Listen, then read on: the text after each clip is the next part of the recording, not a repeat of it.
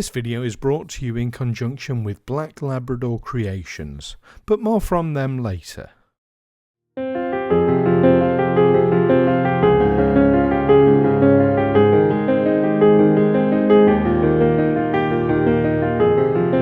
Hello everyone. Well, we hope you enjoyed our last little tutorial on some miniature painting, and today we're going to have a look at another one. Now, 2025 is the 250th anniversary of the start of the American Revolutionary War, or the American Rebellion, or the American War of Independence, depending on how you prefer to refer to it.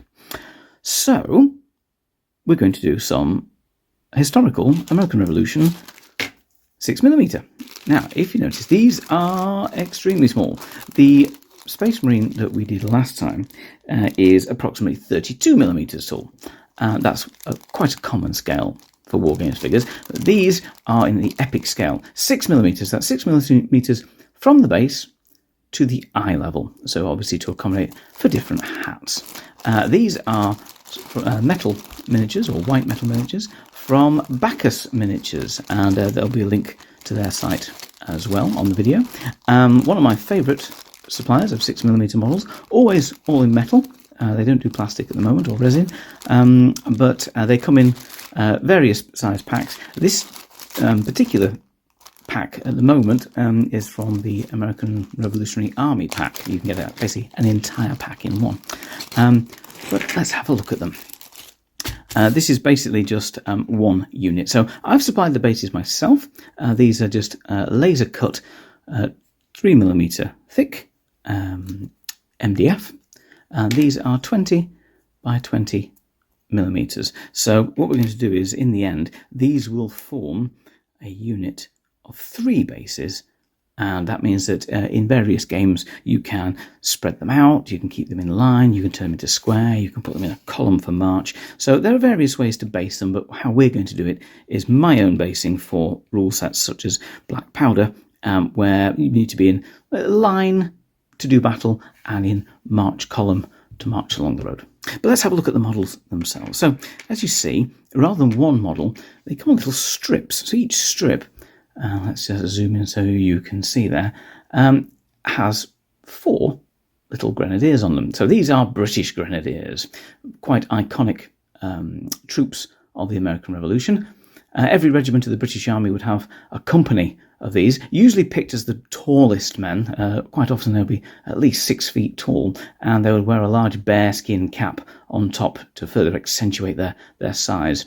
They came originally from assault troops, hence the term Grenadiers, because they would throw grenados or grenades through the breaches of walls of fortifications. But in the end they became less reliant on their grenades, more on their firelock muskets, flintlock muskets that they're carrying, and just became more of an elite company. And now, in the American Revolution period, these companies will be all grouped together to make entire battalions of grenadiers, but we're just going to do these as one company of grenadiers. So, as you see, we have 1, 2, 3, 4, 5 strips of 4 each, and the pack will always come with a command stand here, and you see there's another couple of grenadiers here. There's a drummer, his drum and bearskin cap, and this, you'll see the details later, is an officer, so he's going to have a waist sash on to show that he's on duty, and was also carrying a firelock as well. Hopefully the soundtrack music will be the British Grenadiers, and one of the lyrics to that is that our leaders march with fusils. Our leaders march with a fusel, which is a shortened form of a musket, whilst normally leaders, officers would march with a spontoon or a half pike at this point as a badge of office. But Grenadier officers march with a musket as well. So what we're going to do is, when we've finished, they're going to be on their bases like this, and we're going to have 2 strips on each base with the leader in the middle. So as you see, in a very small amount of space, you can have an entire unit of 24 Grenadiers on a frontage that's only 60 millimeters, 6 centimeters across. That's you see. So, as you can put them in, that's how they'll look marching in a column, marching to the sound of the guns. So that's how we're going to do it. We're going to basically mount these on a painting strip I have with me basically an old lolly stick. You see, this is well used, a decent sized one, and just attached a long sausage of blue tack to it. Now what we're going to do is, first of all, we're just going to give these a bit of a clean up. Now, if you're working with plastic and resin models, quite often they have mould lines around the edge. Now, these tend to have very much less mould lines. All the mould lines are so small, it really doesn't pick up. But what I tend to do is just take the edge of a craft knife and I just clean up the bottom of these, just where the base is going to glue onto the MDF base itself. So I'm literally going to take the bottom and literally just scrape, just to clean off any residual moulding or flashing there. Just to keep it nice and clean and tidy. Now, so I am scraping towards my own thumb, but if you can see, I'm keeping the blade away from my fingers where possible. Again, as this is metal, the newer mould line removers that you can get from various manufacturers won't have much of an effect. I've not tried them myself, but they won't have much of an effect because this is a white metal, not unlike a pewter rather than a plastic or a resin. But that's all we need for that. Just nip those last bits off, keep them tidy, and obviously at this point I might actually just pull and just gently turn any and just pull them into a straight line, just to make sure they're not too bent and twisted. Now, what we're going to do is literally mount these on this piece of blue tack here, so we should have enough on here for all 6. I'm going to put the command stand on one side, so we'll start each stage with them, and then we'll just go along the lines. And what this will allow us to do is, rather than painting each individual model, we're basically going to do each stage and production line the entire strip. So we'll do all the red, all the facings, all the woodwork, all the leatherwork, all the faces, and once we finish that, the entire unit will be done in one job.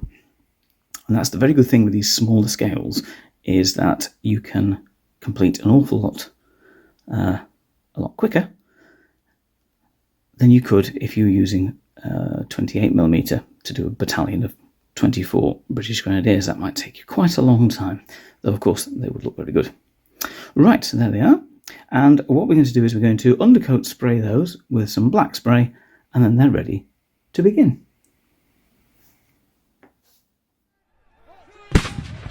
"1775. The colonies are in turmoil. Will you swear loyalty to the crown or fight for liberty? The fate of a nation is in your hands." Loyalty or Liberty, the immersive new strategy game from Black Labrador Creations, brings the American Revolution to life through deep tactical card play. Command legendary leaders, outmaneuver your opponent, and shape history one decision at a time. Every card is a pivotal moment. Deploy forces, rally support, or sabotage your enemy's plans. Will you master the art of war, or be swept away by the tides of revolution? The battle lines are drawn. Choose your side and rewrite history. Get Loyalty or Liberty now at blacklabradorcreations.com.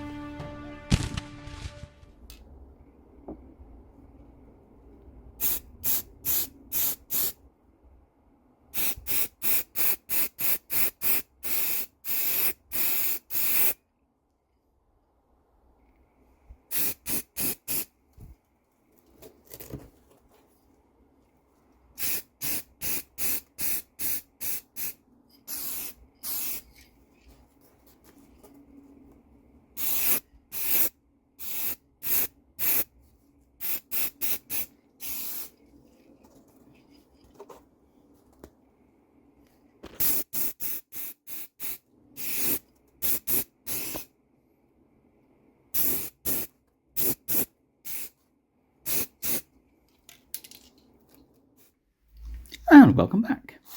So after a quick spray of black undercoat in a well ventilated area, of course, there we have our unit all sprayed black and ready to begin.